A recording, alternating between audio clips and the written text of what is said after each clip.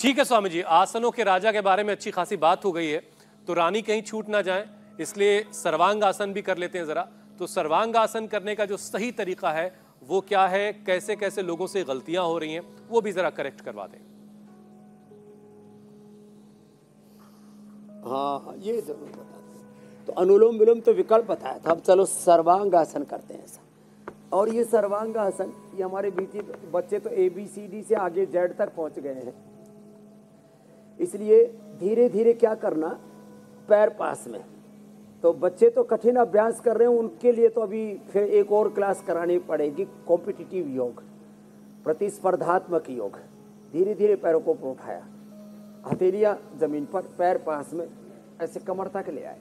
इतना लाने के बाद फिर ऐसे धीरे धीरे पैर सिर के पीछे जाएंगे, और ऐसे गए तब हाथ उठा करके ऐसे पीठ के पीछे लगा रहे।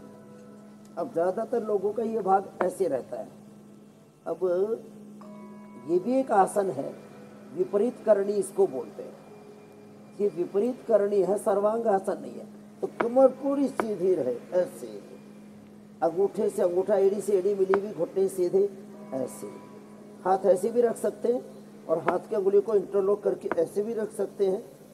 और आदर्श स्थिति तो ये है, ये तो सालंब सर्वांग आसन हुआ। हाथ की अंगुली को इंटरलॉक करके कमर के पीछे भी रखा और जमीन पर रख दिया, और पूरे शरीर को ऐसे ताप दिया ये। और इसमें श्वास चलते रहेंगे। शीर्षासन और सर्वांगासन में श्वास रोकने नहीं है, ऐसे बोलना पड़ रहा है मुझे सिखाने के लिए, बोलना भी नहीं है, सहज। अंगूठे पर त्राटक भी कर सकते हैं, आंखें बंदी भी करके कर सकते हैं। शीर्षासन और सर्वांगासन दोनों ही आंखें बंद करके भी किए जा सकते हैं। और फिर हलासन भी, सालंब और निरालंब। निरालंब ऐसे हो गया, पीछे चले गए, अंगूठा जमीन पर, घुटने सीधे, और इसमें ना थोड़ी कंठकूप में लग जाती है, जालंधर में लग जाता है ऐसे, और हाथ से ऐसे सहारा भी दे सकते हैं।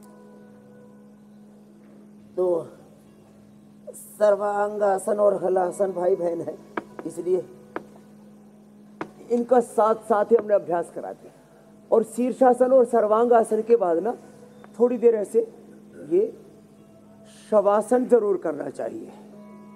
शवासन में दोनों पैरों में थोड़ा फासला, हाथ जंघों से थोड़ा दूरी पर, आंखें बंद, दोनों के बाद थोड़ा सा शवासन कर लेना चाहिए, जिससे कि रक्त का प्रवाह जो मस्तिष्क की और आंखों की ओर, जैसे आप बता रहे थे, अधिक हो गया है, वह सामान्य हो जाए। मेरे भाई हुसैन जी, सांसों पर ध्यान दे, दृष्टा भाव से, साक्ष्य भाव से, गुणातीत भावातीत होकर के, मैं देह नहीं, इंद्रिया नहीं, मन नहीं, मैं नित्य शुद्ध बुद्ध मुक्त स्वभाव सच्चिदानंद स्वरूप आत्मा हो। रामो हम, कृष्ण हम, हनुमत हम, शिवो हम, सो हम ब्रह्मास्मि की अनुभूति के साथ ऐसे ये शवासन, और फिर बाएं करवट लेते हुए ऐसे हाथ रख करके ऐसे, ये ऐसे फिर बैठना चाहिए। ये बहुत बहुत उम्दा स्वामी जी, बता दिया मेरे भाई, बहुत बारीकी से आपने बताया स्वामी जी।